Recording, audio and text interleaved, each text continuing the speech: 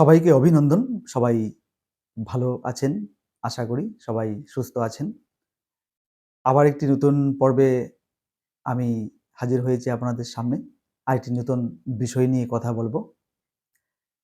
আজকে আমরা যে বিষয়টি নিয়ে এসছি আপনাদের সামনে, সেটা হচ্ছে গিয়ে রাগকে কিভাবে আমরা নিয়ন্ত্রণ করতে পারি বা এটাকে নিয়ন্ত্রণ করা উপায়।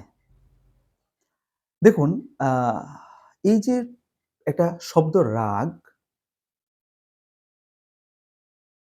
এই রাগ জিনিসটা আমাদের জীবনকে একটা ধ্বংসের পথে পরিচালিত করে। আমাদের জীবনটাকে একেবারে ধ্বংস করে দিতে প্রচেষ্টা করে। তাহলে আমাদের এই রাগ থেকে কিভাবে আমরা সেটাকে আমরা আ নিয়ন্ত্রণ করব? সেটাকে আমরা একেবারে নির্মূল করার চেষ্টা করতে পারি। এই জায়গাটাতে আমি কিছু এই বিষয়টা নিয়েই আজকে আমি আলোচনা করব। এই মানে অযথা আমাদের জীবনে অনেকটা সময় এরকম আমরা দেখতে পাই বা আরেকজন অন্য কারোর জীবনে আমরা এরকমটা দেখতে পাই যে অযথা কোনো কিছুর জন্য উনি রাগ করে ফেলেছেন বা কেউ রাগ হয়ে যাচ্ছে অযথা, বা কিছু বিষয়ে একটা সাধারণ একটা বিষয়ের জন্য আমরা রাগ হয়ে যাই। তো ওই সময়টাতে আমাদের নিয়ন্ত্রণ নিজেকে আমরা নিয়ন্ত্রণ করতে হবে।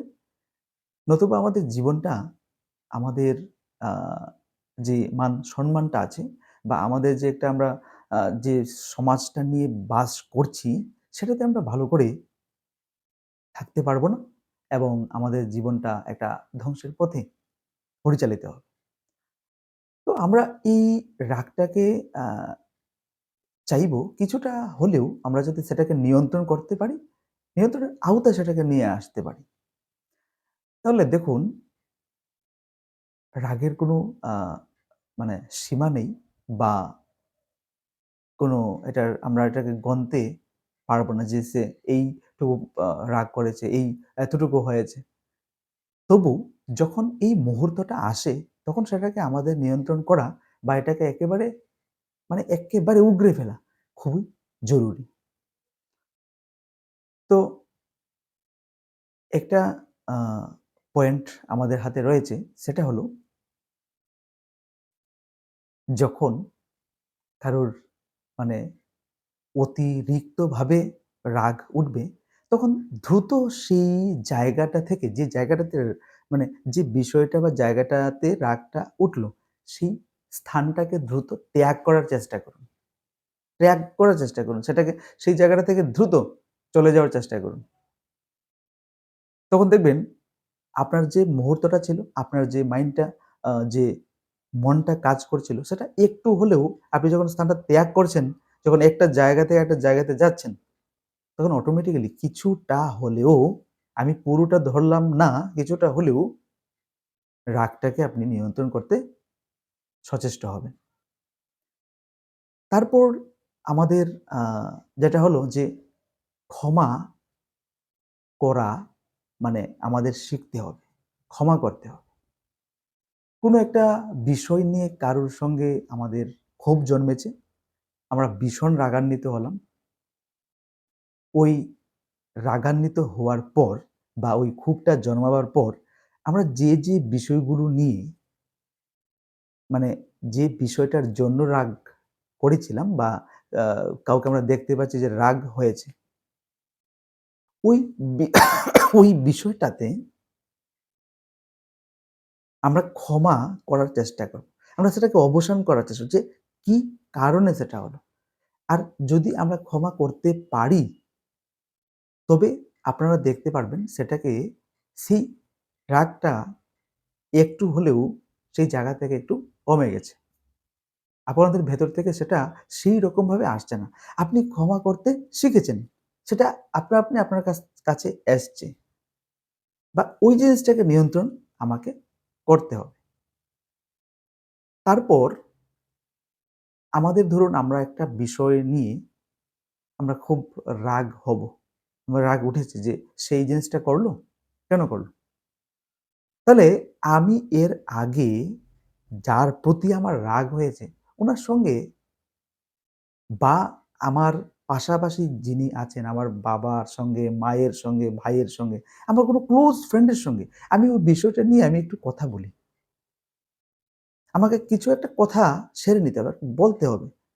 আমার ভেতরের যে জিনিসটা আছে সেটাকে আমি বাইরে নিয়ে আসতে হবে।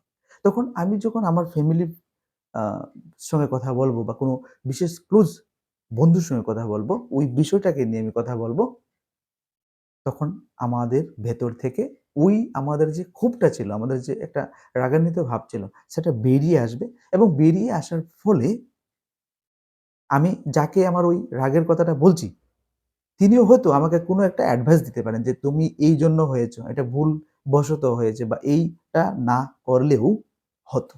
তখন এই পয়েন্টটাতে যে আ আমি এটা রাগ করেছি কি আমি তাকে গিয়ে বলব, সেটার আগে আমি একটা সময় নিয়ে নিলাম, ওকে বলার আগে।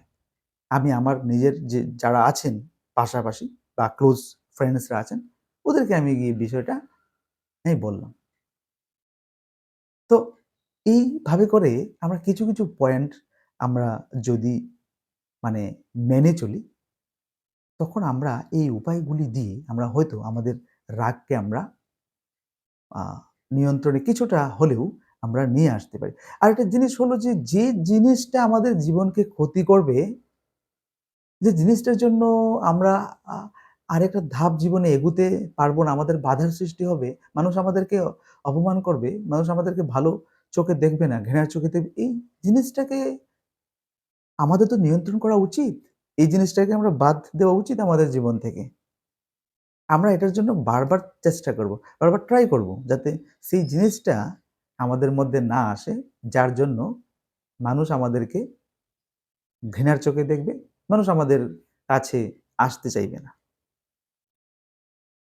এখন আমরা যদি আ আমরা আরেকটা জিনিস আ আমরা সমাধান খুঁজে বের করার চেষ্টা করব। ধরুন আমরা রাগ হলাম, রাগ হয়েছে, কি জন্য হয়েছে, কি পয়েন্টটা থেকে এটা সৃষ্টি হয়েছে এটা না দেখে তৎক্ষণাৎ আমাকে আমার যে রাগটা আছে, ক্ষোভটা আছে, আমি যে অ্যাংরি হলাম, সেটাকে আমার সমাধান খুঁজে বের করতে হবে। সমাধানের কথা চিন্তা করতে হবে। মানে কি জন্য হলো সেটাকে বাদ দিয়ে আগে সমাধানের কথাটা আমাদেরকে চিন্তা করতে হবে। তখন আমাদের মাথাতে আসবে যে আমি সমাধান খুঁজে পাচ্ছি কিনা। আর যদি সমাধান একবার পেয়ে যাই, তবে আমাদের রাগটা মানে সমূলে উৎপাটন হয়ে যাবে। সেটা আর থাকবে না। এটা একবারে uprooted হয়ে যাবে, রিমুভ হয়ে যাবে। তো আমি আম আরেকটা লাস্ট একটা পয়েন্ট আমি বলব। আমরা যখন আমরা ওই পরিস্থিতিতে ওই মুহূর্তে গিয়ে দাঁড়াবো যে এত রাগান্বিত হলাম বা এত রাগের মুহূর্ত হলো, আমরা কন্ট্রোল করতে পারছি না। তখন আমরা একটা কতগুলো ব্যায়াম করার চেষ্টা করব। এই সেই ধরুন মানে ওই ১০০ থেকে পেছন দিকে আমরা গুনতে চেষ্টা করব। তারপর যেটা মেইন রয়েছে সেটা হলো নিঃশ্বাসের ব্যায়াম। মানে শ্বাস নেওয়া, নিয়ে কিছুক্ষণ রাখা, তারপর ছেড়ে দেওয়া। শ্বাস নেওয়া, কিছুক্ষণ রাখা, ছেড়ে দেওয়া।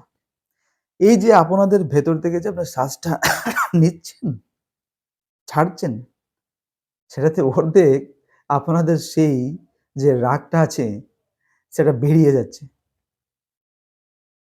যে বিষয়টাতে আপনারা এত রাগান্বিত হয়েছিলেন, আ এত কিছু একটা ক্ষোভ এর সঞ্চার হয়েছিল, সেটা দেখতে পারবেন এটা আপনা আপনি শেষ হয়ে গেছে।